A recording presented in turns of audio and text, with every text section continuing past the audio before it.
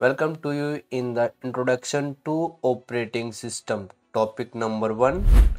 क्या आपने कभी सोचा है कि जब आप अपने लैपटॉप या कंप्यूटर का पावर बटन ऑन करते हैं तो कुछ ही सेकंडों में स्क्रीन पर विंडो या लिनक्स का लोगो कैसे आ जाता है? कौन सा सॉफ्टवेयर है जो ऑटोमेटिक सिस्टम को चला देता है?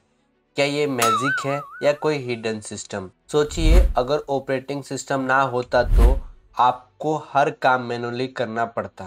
मान लीजिए आपको सिर्फ एक सॉन्ग प्ले करना है, तो आपको पहले स्पीकर डिवाइस को मैनुअली एक्टिवेट करना होता, फिर वे मेमोरी एड्रेस को सेट करना होता, फिर ऑडियो डाटा सीपीयू तक पहुंचाना होता।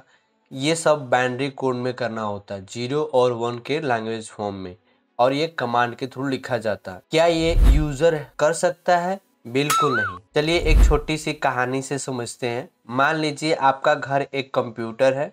घर में अलग अलग रूम है।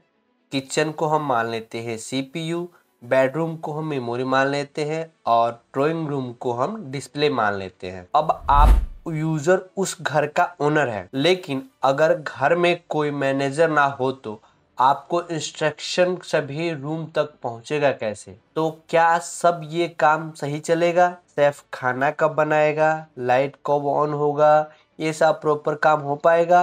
बिल्कुल नहीं। सेम टू सेम उसी तरह ऑपरेटिंग सिस्टम भी वही मैनेजर है जो यूजर को कमांड देता है कि हर हार्डवेयर तक पहुंचना है और कुछ प्रॉपरली उसको प्रॉपर रन करना है। ऑपरेटिंग सिस्टम एक सॉफ्टवेयर है जो यूजर और हार्डवेयर के बीच ब्रिज का काम करता है। यह CPU, memory, input output device को फाइल को मैनेज करता है। जब आप कोई ऐप खोलते हैं तो बैकग्राउंड में ऑटोमेटिक डिसाइड होता है कि कौन सा प्रोग्राम सबसे पहले चलेगा, कितनी मेमोरी लेगा और आउटपुट कहाँ दिखेगा।